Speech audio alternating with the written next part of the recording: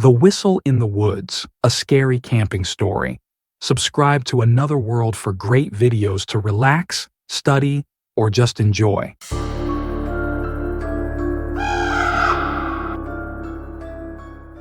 John Wheeler had always found solace in nature.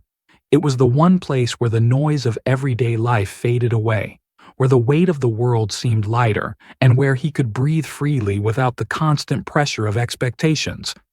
He had been coming to the woods for years, but this time was different. This time, he came alone. At 42, John had grown tired of the life he had built in the city. The traffic, the meetings, the endless cycle of obligations. It all felt suffocating. His marriage had crumbled 2 years ago, and his job, once a source of pride, now felt like a prison. The office walls seemed to close in on him a little more each day, the fluorescent lights glaring down like the unblinking eyes of some soulless machine. So when the weight of it all became too much, John did what he always did. He packed his gear, drove up to the familiar New Hampshire woods, and sought refuge in the wilderness. But unlike his past trips, this one wasn't for fun or even to unwind with a group of friends. This was a personal escape, a solo journey to find the peace and quiet that his soul desperately craved. The drive had been long but scenic. He watched the city skyline fade away in his rearview mirror, replaced by rolling hills, dense forests, and the kind of rural towns where time seemed to move a little slower. The air smelled cleaner, the skies seemed wider, and by the time he reached the dirt road leading into the forest, John felt like a different man, lighter, more grounded. It was late afternoon when he finally pulled into the small clearing, a familiar spot tucked deep into the woods. This particular area was secluded, surrounded by tall pines and oaks, their thick branches forming a natural canopy overhead. The air was crisp, the late September breeze carrying the scent of pine needles and earth. A few birds chirped in the distance, but otherwise, the forest was quiet, peaceful. John unpacked his tent, methodically setting up camp in the center of the clearing. He had done this so many times that the motions were almost automatic. His tent, a small 2-person model, was pitched in no time. His gear, sleeping bag, portable stove, food, and lantern were neatly arranged inside. He built a fire pit out of stones and collected kindling from the surrounding area. As the sun began to dip behind the trees, casting long shadows across the forest floor, John sat by the fire, watching the flames flicker and dance. The woods around him were starting to come alive with the sounds of nightfall, the chirping of crickets, the rustle of leaves, and the occasional hoot of an owl. He leaned back against a log, closed his eyes, and let the sounds of the forest wash over him. This was what he had come for: solitude, peace, a few days away from everything and everyone. He took a deep breath, feeling the cool air fill his lungs. It was perfect. But as the last of the daylight faded, something else crept into the air, something John couldn't quite place. It was subtle at first, like a whisper carried on the wind. A faint, high-pitched sound that seemed to rise and fall, almost in rhythm with the breeze. He opened his eyes, frowning slightly as he listened more closely. It was a whistle. John sat up, his ears straining to catch the sound again. The fire crackled beside him, casting long shadows against the trees, but the whistle was gone. He shook his head, dismissing it as the wind playing tricks on his ears. He had been stressed lately, his mind filled with too much noise. Maybe it was nothing. He stood and stretched, deciding to take a short walk around the campsite before settling in for the night. The woods were dark now, the sky above a deep indigo, dotted with stars. He grabbed his flashlight and began walking the perimeter of the clearing, enjoying the quiet crunch of leaves beneath his boots. But as he reached the edge of the clearing, the whistle returned. This time, it was unmistakable. A clear, sharp whistle that cut through the night air like a blade. John froze, his flashlight beam sweeping across the trees. His pulse quickened, and he turned in a slow circle, scanning the darkness. The whistle echoed again, louder now, closer. "Hello?" John called out, his voice sounding too loud in the stillness of the woods. "Is someone there?"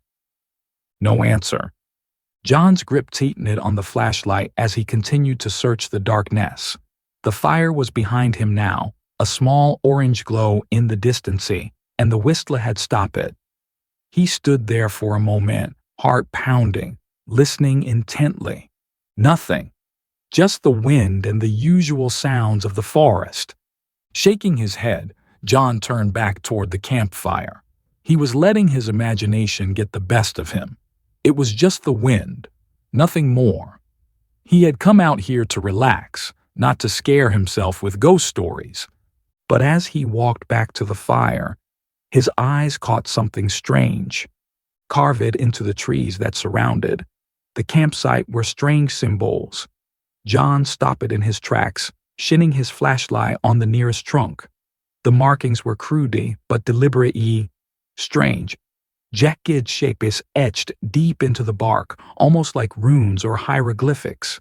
He moved to another tree, then another. Each one had similar markings, all different, but with a similar pattern, as if they were part of some larger design. A chill ran down John's spine. He had camped here many times before, but he had never seen these carvings. They were fresh, the edges of the marks still raw, the bark peeling away in jagged strips. His mind raced, trying to make sense of it. Maybe they were left by other campers, or perhaps some kind of local tradition he didn't know about. But something about the symbols felt wrong. They weren't random graffiti. They had purpose, intent. As he examined the carvings more closely, the whistle returned. It was closer this time, sharper, more insistent. John spun around, shining his flashlight into the trees, his heart hammering in his chest. The light flickered, casting long shadows across the forest floor, but there was nothing there. No movement, no sign of anyone or anything. The whistle echoed again, and this time it was joined by a low, guttural sound, a soft rumble, almost like a growl coming from deep within the trees. Panic surged through John.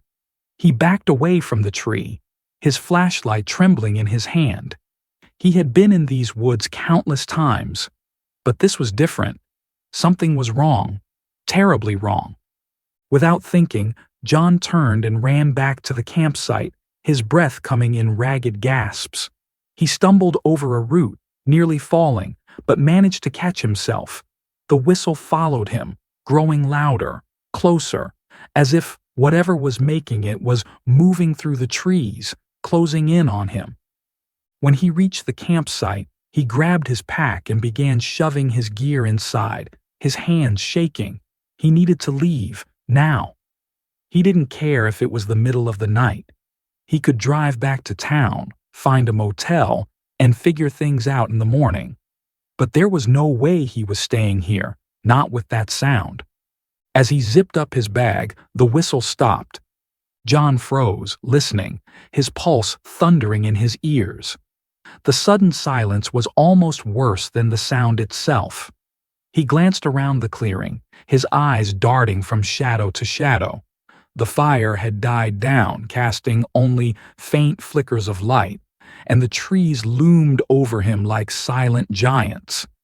And then, from the corner of his eye, he saw it. A figure, standing at the edge of the clearing, just beyond the firelight. It was tall, too tall to be a person, its limbs long and thin, like branches. Its face, or what should have been a face, was nothing but darkness, a void that seemed to swallow the light around it, and it was watching him. John's blood turned to ice. He couldn't move, couldn't breathe. As the figure took a step forward, its movements slow, deliberate. The air around him seemed to grow colder, the fire flickering and sputtering as if struggling to stay alive.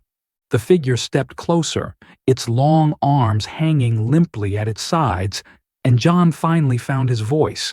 He let out a strangled gasp, his legs moving before his brain could catch up. He turned and ran, leaving the campsite, the fire, and the strange figure behind him.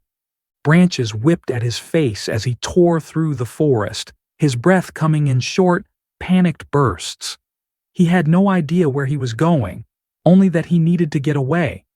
The trees closed in around him, the darkness swallowing him whole, but he didn't stop. He couldn't stop. Behind him, the whistle returned. Louder now, more frantic, as if it was chasing him, urging him to come back. But John didn't look back. He pushed himself harder, his feet pounding against the forest floor, his lungs burning with every breath.